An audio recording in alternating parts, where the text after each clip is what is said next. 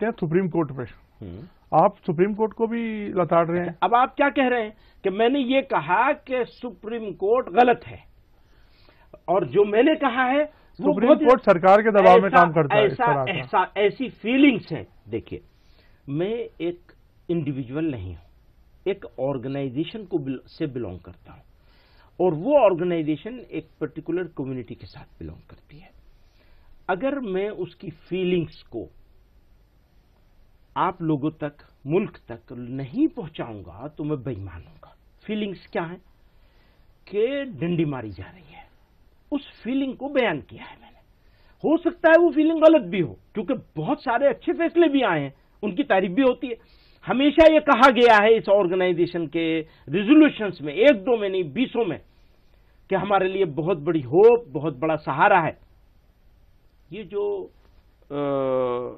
हमारे कॉन्स्टिट्यूशन के निर्माताओं ने, भारत के संविधान के निर्माताओं ने जो आइडिया रखा था, वो ये बीच में ये जो हम लोग कहते हैं डेमोक्रेसी के 4 पिलर हैं, उसमें एक कोर्ट को रखा गया है, जुडिशरी को रखा गया है। तो उसका मतलब यही है कि मेजोरिटेरियनिज्म ना आ जाए। समझिए, अगर सारे लोग मिल करके, मेजोरिटी मिल करके कोई कानून बनाए, वो कानून तो फाइनल होगा, पर वहां एक बीच में एक वो रख दिया है।